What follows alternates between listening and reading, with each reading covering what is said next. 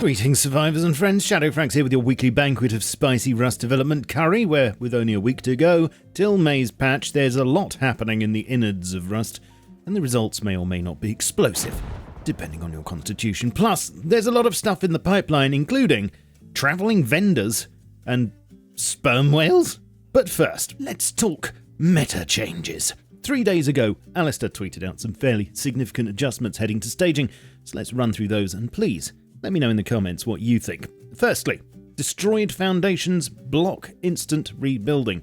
Now they will drop debris at the centre of the foundation space, which prevents replacement for 30 seconds. This applies to both square and triangle. Next, the MLRS cooldown time after use is being doubled from 10 to 20 minutes. And how about these next two? High external walls and gates can be demolished with a hammer for up to 10 minutes after placement, as long as you have covered off, but they will now take 3 seconds to deploy with movement cancelling their placement, so no instant plonking or jiggling around. In addition to this, as soon as any explosive is placed on a wall, it will prevent upgrading and rotation of that wall for 30 seconds. Okay, so the above is going to affect raiding to some extent, I think it's safe to say, but there's more. Attacks for unlocking blueprints via workbenches rather than research tables is being added, because everyone loves taxes. And here's how it's going to work. There's no tax on a tier 1, but on a tier 2 bench, there's a 10% additional scrap cost on each purchase, and on the tier 3, it's 20%. The cost on research tables is unchanged though, so this only applies to unlocking blueprints via the workbenches. And for server owners unhappy with this, there are 3 convars to configure these individually, as shown here. The cargo ship will now dock at both harbours, and instead of choosing a target harbour when it spawns, it will start with the one nearest to it and then head on to the next after it's finished there, I believe. And lastly, Alistair ended the tweet with a bombshell. Some gunplay changes are on the way soon. TM. No word on what will be subject to change regarding that yet, but what do you think?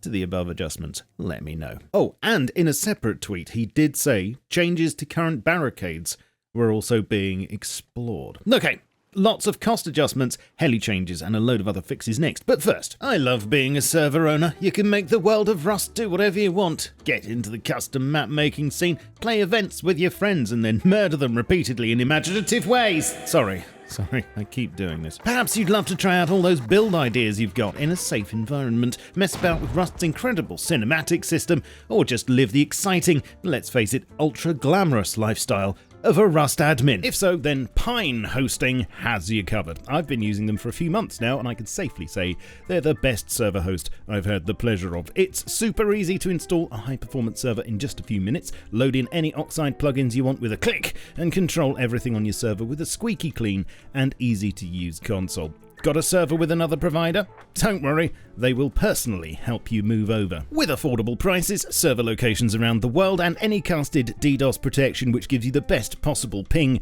making your server rank higher, there's never been a better time to get your own server, and the best part right now is you can get an extra 30% off with code SHADOWFRAX.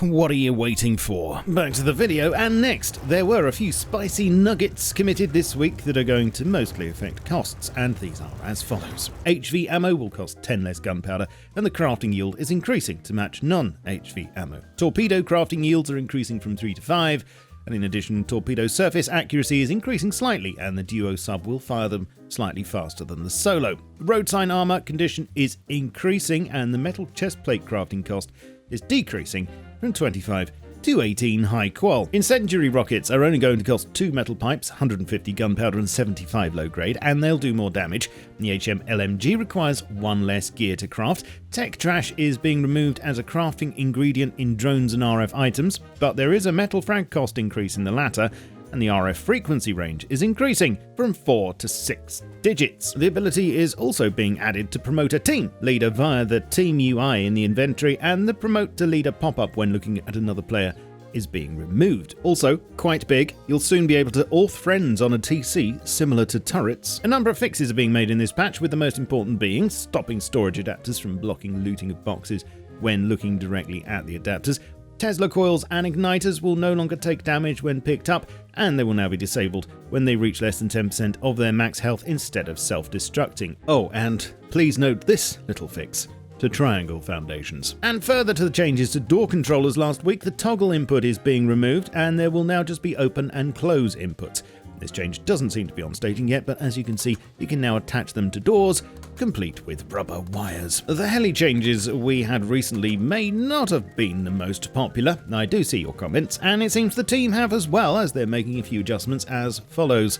The no-go zone size for the heli is being reduced, and the danger zone size is being increased. All targets in zones are looked at before choosing the best one, which should ensure the heli definitely targets the worst offenders, and they patched an issue where the heli could go and orbit a random zone far away for no reason. Also, the heli shouldn't flee until the player's removed 30% of its health exactly.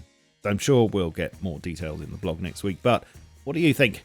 Will this change things enough, or is it still awful? Okay, so now to works in progress, and a new travelling vendor appears to be in the works. As far as I can tell from the commits, this will be vehicle-based and will travel along the roads. Not sure yet what he'll sell.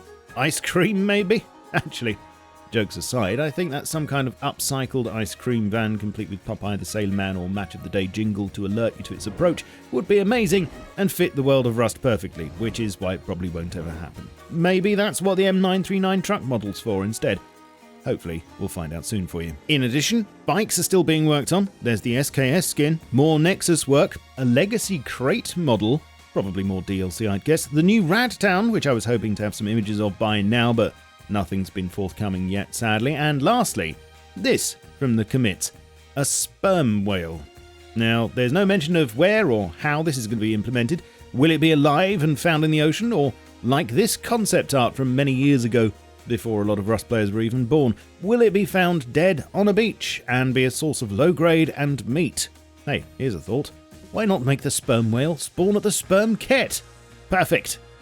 Well, you know it'll probably be a lot more boring than any of this, but I'll try to find out all the exciting details for you as soon as I can, and if not, then I'll just make something up. Right, you are now up to date. Follow me on all the things, including Twitch, my socials, and my Steam group. All the links are below, and you can support the channel here with Patreon, YouTube memberships, and super thanks. I shall catch you all very soon, but in the meantime, keep calm and stay rusty. Cheerio. Perfect.